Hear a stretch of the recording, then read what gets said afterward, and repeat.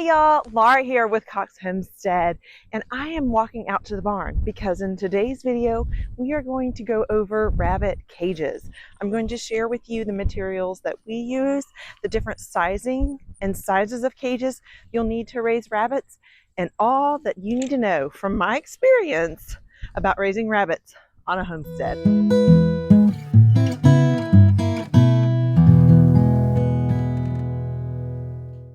All right, let's get started. I first wanted to start by sharing we do raise rabbits in wire cages. This is controversial for some people, especially those raising rabbits in the pet world. Not everyone agrees with wire bottom cages for their rabbits. Some of the complaints that they make is that it is bad on their feet, that it's not comfortable for the rabbit, it's inhumane. So on and so forth. The complaints go on about raising rabbits on wire bottom cages. In the practice that we have, we find wire bottom cages to be the most sanitary option available for raising rabbits. The poop is able to fall through, the urine is able to fall through, and it is not left in a spot to dwell for the rabbits to make a mess from their feet with that poop or build up ammonia from the urine. So I truly believe wire bottom cages are 100% safe for your rabbits. That being said, there are a few breeds of rabbits that don't do well on wire bottom cages. Giant breeds, such as my French Lops, giant chinchillas, Flemish giants, those rabbits might need rest pads underneath of their feet. There are a few giant breed rabbits that do require that you give them rest pads. Also, certain breeds of rabbits are prone to feet problem. And one breed that comes to my mind first is Rex rabbits. They are known for sore hocks. And if you're raising them on wire bottom cages, you're going to want to offer some rest pads or cull off the genes that have those problems, which I think is more common than not. So you may end up with no rabbits. I do believe that wire cages is safe and sanitary for your rabbits. Oh, I said safe. I didn't mention that before, but nothing can get into these guys. I've not had any predators come and get into these. I will say some people have had problems with rats getting into their cages. Knock on wood, because thankfully we have not. I have had some rabbits get out of that nest box and get their head stuck in these 1x1s, but that's about the worst experience I've had with my wire cages. So overall, I rate them the best option for raising rabbits for meat on your homestead. I'm not talking like pet bunny that lives in your house. I'm not telling you to do this in your house. This is for homestead setup, meat production, and manure production rabbits. Ideally, you keep your wire bottom cages clean and free of debris. Any cage, wire, hard, solid, in your house, on the ground, if it gets wet and nasty and build up in manure and urine, you're going to have problems. Number one, keep the wire clean. It's really important. So I'm dwelling on that just a moment.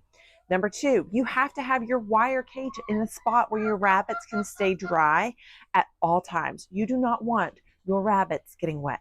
A wet rabbit is a dead rabbit. That's how the saying goes. Interpret it as you wish. I think a wet rabbit is a dead rabbit if they don't have a place to get dry eventually. You don't want them continuously living in a damp environment. It's not going to be good for them. It's going to breed coccidia and just cause some health problems in the long run. So make sure you're offering a dry spot for your rabbits to dwell. Our cages are all in our barn. We have one set that's under our porch, and I'll make sure and show you a video of that right here. And there is enough protection over top to keep them dry. Occasionally, if we have some winds blow in, they might get wet, but I put shelters in there for them, especially in the winter months, to block that wind and wetness off of them so they have a safe place to hide. Here is the French Kingdom. This is my French Lop house cage. You can see it is the same style as my favorite homemade maker in the area. He does a fantastic job, 1x1 on the sides, 1/2 inch by 1 inch on the bottom, and lots of rest pads for these guys. I put up these canvas things this summer to give them some extra shade. And Bucky has this extra house for the winter. And Brad is building Lolly an extra house for the winter. Has a nice breeze through here in the summer months and does really well. We will have to consider electrical in the winter to keep these watered, which we can pull from up there at the house. But these guys are up here because they're extra special to me. These are my pet rabbits. I'm breeding them to keep preserving the French lops and bring some super adorable giant rabbits to our area. This is built on a wooden frame. We prefer all of our cages to be wire, 100% wire, only touching wire. And so Brad put these pipes through the wood to rest the cage upon. And in fact, it's kind of pushed up. You can see here, I just pushed that back. It's just setting up here.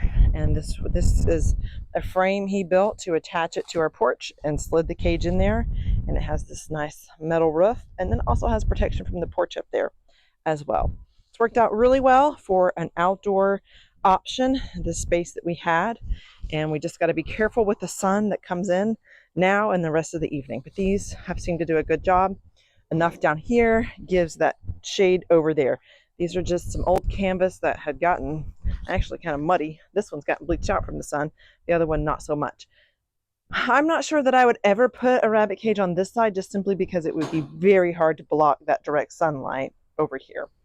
Whereas this are getting it from an angle and they have shade to get back up under there. That doesn't have as much of an overhang for them to get in there and out of the way as much. So let me know if you like this one and if this is something that would work for you. It might be different than having a barn or a shed for your rabbits to live in. This might be a doable option. This cage is 10 feet as well, and it is 5 feet by 5 feet. So this is, my French lop have a huge amount in comparison to the regular ones. So I do think I do think that these guys would be okay in my other cages, but this gives them even more space and comfortable living considering how big that they get. Also in the barn, we have complete shade all day long so that these guys aren't melting in the sun. Wire cages are fantastic, but they offer no shade. They offer no wind, no rain protection. You have to have wire cages inside or underneath of something to keep them dry and out of the sun and elements. When setting up your cages, make sure you leave enough space to attach feed and waterers on the outside of your cages. Because, and hear me out, it's okay if you want to open your cages and pet your cages, pet your rabbits every day, handle your rabbits every day. That is fine and dandy. That is wonderful. But you want these guys to be able to completely be taken care of from outside their cages. And here's why. You hire farm helpers to come when you travel because it's going to happen. You're going to want to travel from time to time. You're going to need someone to help you with your rabbits, or you're sick and you can't get out here and you need someone to come take care of your rabbits. You don't want them opening your cages. Even if you trust them, have it ready for them that they don't have to open a single cage. They can just go right down the line, feeding and watering from the outside. Why do I say you don't want them open your cages? Because the minute they open that cage can be the same minute they forget to close that cage. No, I'm not saying that's going to happen, but you want to leave as little of room for error to happen as possible. I'd rather than forget the lid on the bucket than open my cage, pouring food in and forget to close my cage. So I put in my notes, make sure you put the lid on the feed bucket, because I don't have to put on my note, make sure you close the cages, because they don't have any reason to open the cage. And in fact, there's been times where I say, do not open any of the cages. Like, I don't even want you opening cages, because you also might have rabbits that get a little bit intimidated by new people in the rabbitry. My rabbits see new people all the time.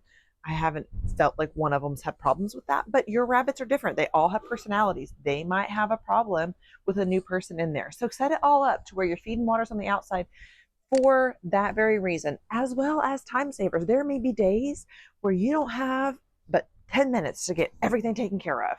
And trust me, it's happened. It's happened in our family. I don't have an hour every day to come out here and do stuff. I wish I did, but there's some days where we go from school stuff to sports stuff to church stuff all on the same day. And I need to get this job done as fast as possible. Having all that out on the front allows you to buzz through, topping off waters, topping off feeders as quickly as possible. You'll thank me for it later. I know it's a lot of talk about a little step, but trust me, you'll thank me for it later. Let's talk about the wire you're using to build your cage or when you're shopping for cages to find out about it. It is important that you get galvanized wire cages. Ideally, it's galvanized before it's welded together and then galvanized again after it's welded. Double galvanized is, you can't always find that, so at least make sure it's galvanized after it's welded. What in the world does that mean? Galvanized is a process to the wire that basically seals it from all the urine that's going to be all over these cages. It preserves the metal for a long, long, long time. We are on about year 6 of a cage that we've had. We have had to replace parts of the bottom, and we are about having to replace the whole bottom. But still, that's pretty incredible for animals in it nonstop peeing and pooping on the wire bottom. So make sure you go that galvanized step. Ideally, you don't even want your wire coated. Oh, I know. It sounds so nice for it to be coated with like a little plastic film to keep the rabbit's feet safe. To me, that screams toxic. You don't want that because your rabbits also chew on this. And I have found that the coated wires, bottom cages, don't do well on the rabbit's feet. They actually have more feet problems with it being coated. So just stick with your galvanized, welded wire for making your cages. See this side right here? This is a 1x1 on the side. I really like this option, but it's also okay to have the 1/2 inch by 1 inch on the side. I like this 1x1 because it allows for more flow through and less hair buildup.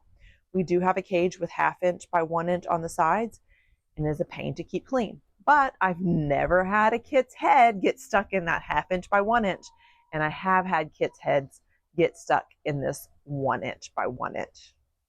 So you have your pros and your cons with it. I prefer to stick with this because a kit's head getting stuck in there is so rare. It doesn't happen much.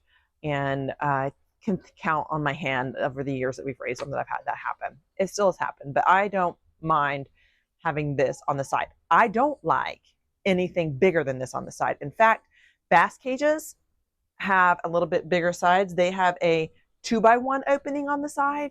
Not ideal in my book, but it's perfectly fine for my bucks. Just don't like raising does in it.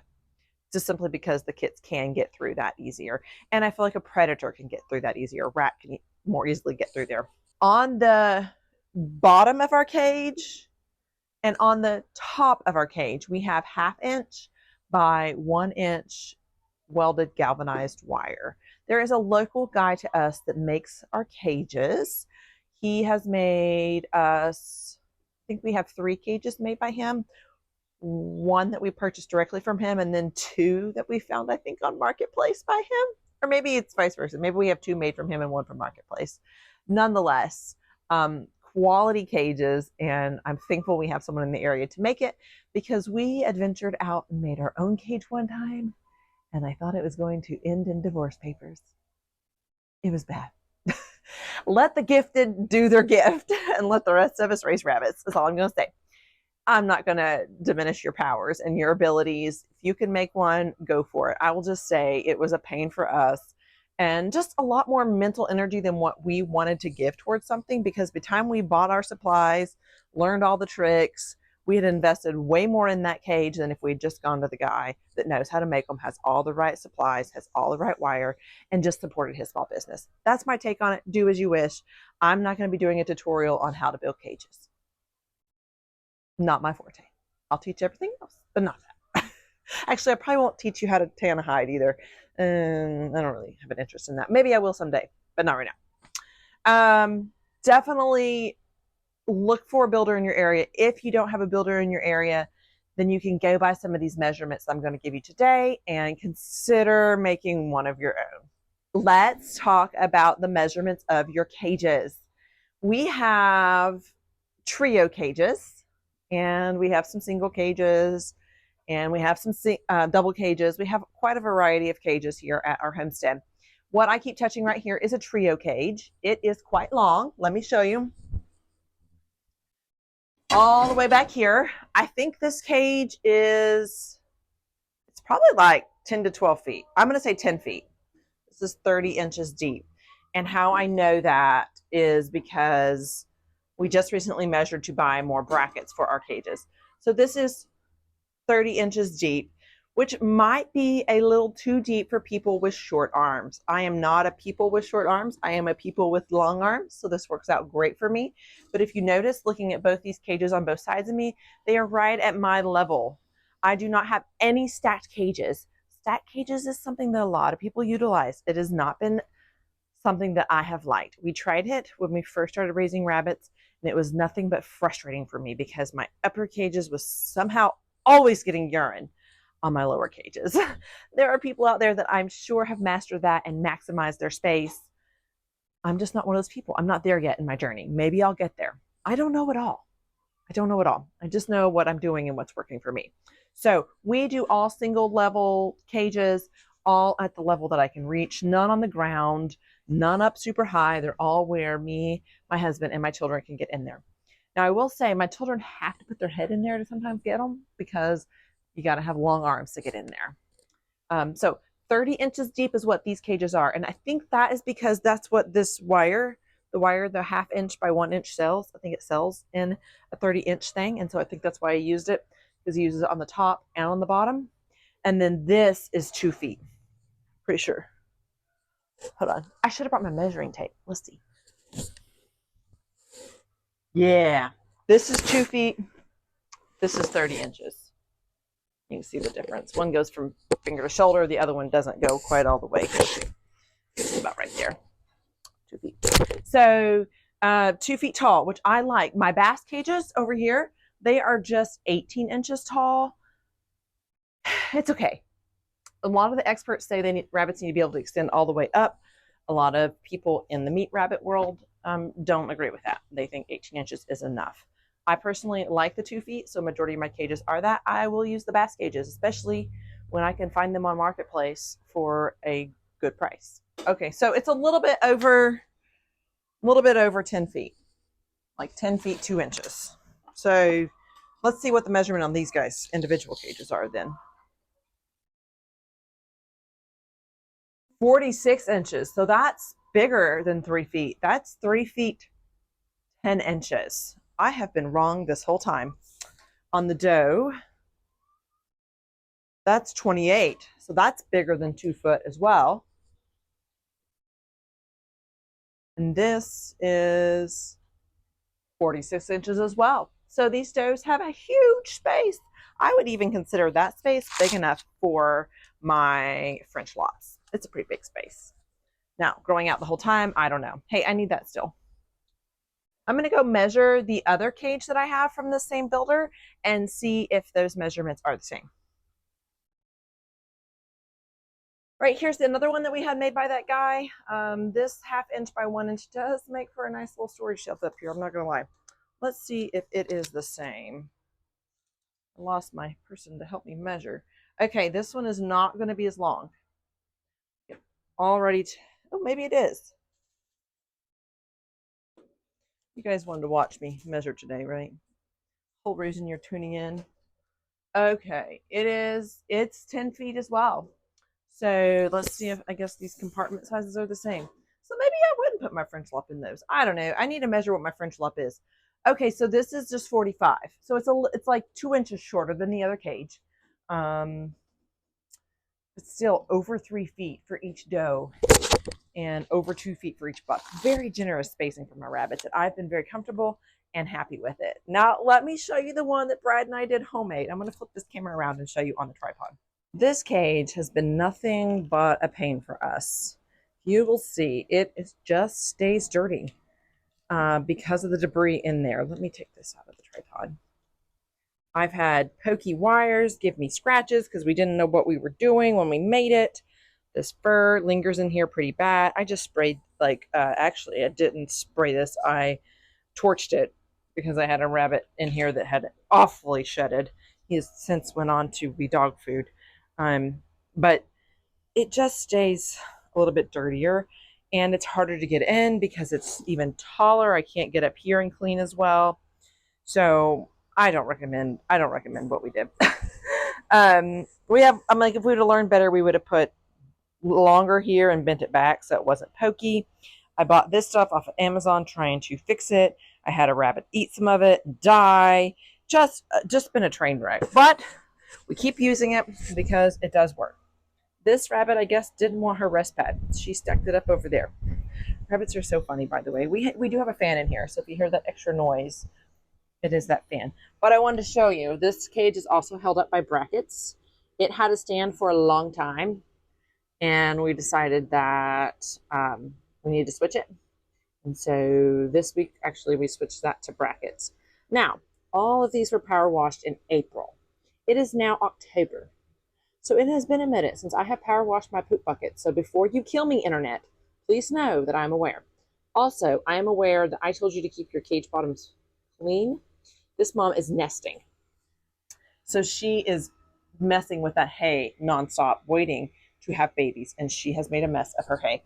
This would not be like this long term because, well, number one, she's not always nesting, and number two, I would come in and clean it up. You can see the difference between these two here. These babies getting in and out, may cause some hay to come out as well. So let's talk ideal cage space. Next, I'll show you this one real fast before I go back to my book and my notes. This cage is actually hanging. I don't love it. I don't love it. But I will say it was $25 on Facebook Marketplace, and we hung it because that's what worked.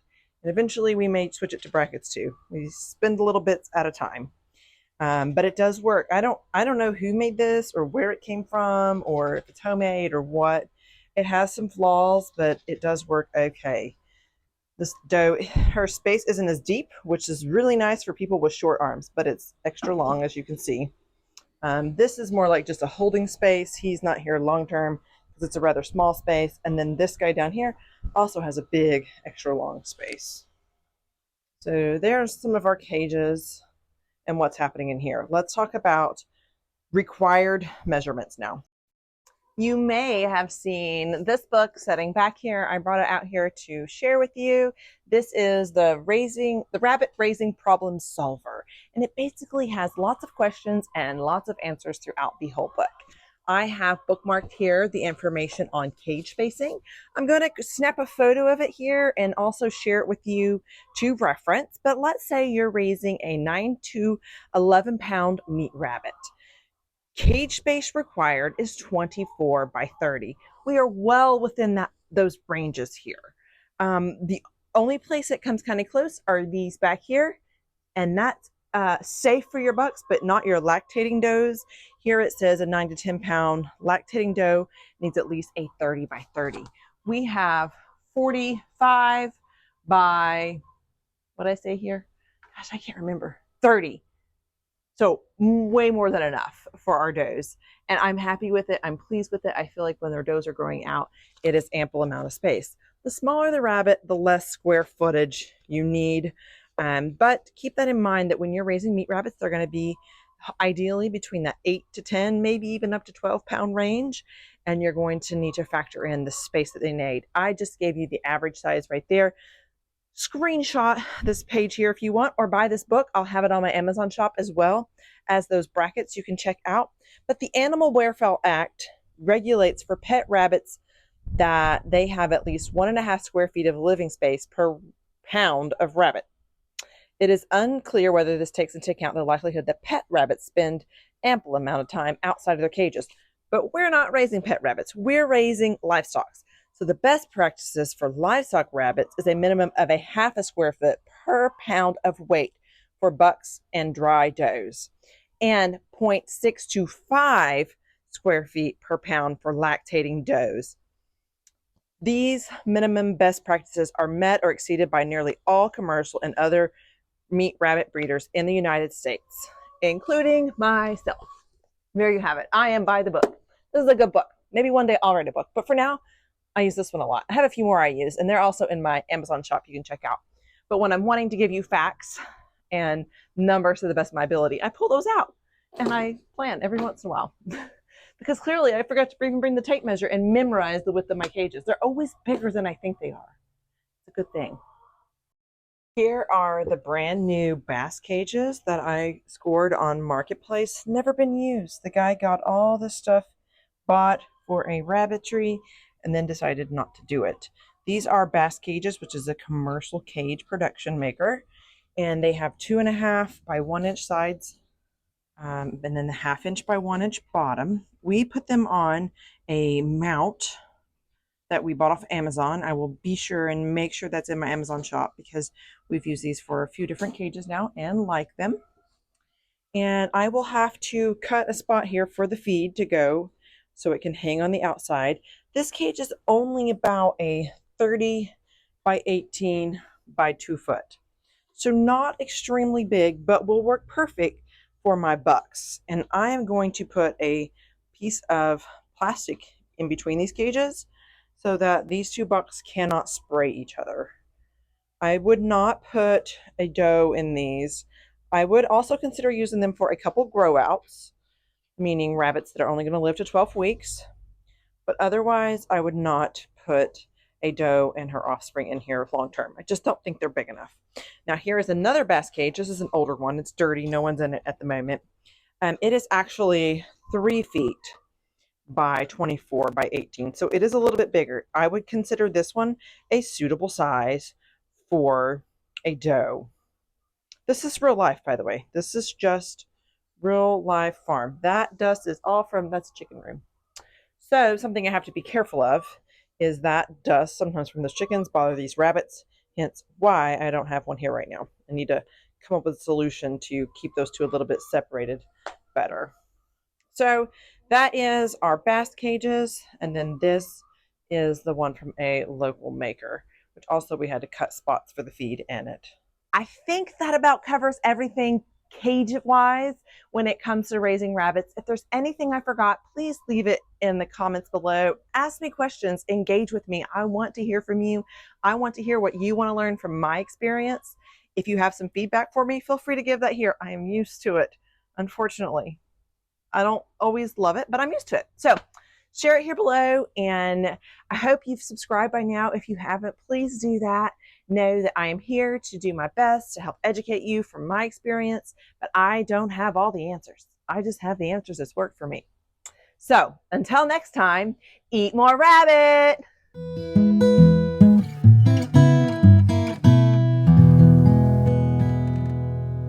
I got to thinking there because I said giant chinchillas. I don't know if that's the giant chinchilla falls in that giant huge category or not. But anyways, maybe I'll just cut that out. Maybe I'll look it up and hopefully it is. But anyways, I actually wrote some notes this time. Y'all be proud of me. I'm not just living on the fly. I've like flipped through my books and gathered my thoughts. So hopefully this will be a well thought out and put together video for you. So ideally, wire bottom cages. While we're on the topic of cages, that doesn't make sense. While we're on the topic, that's the whole video. So we have 10 feet long, 3 and 3, that's 6, 7, 8. Maybe it's 8 feet long. I feel like it's longer than 8 feet. Man, I really should have brought my tape measure. I almost want to lay down to measure myself, but that would be a very bad idea. Let's see. Huh. I may have to call the house and have my kids bring my tape measure out. Hold on. Okay, now I'm thinking all the things that I didn't tell you.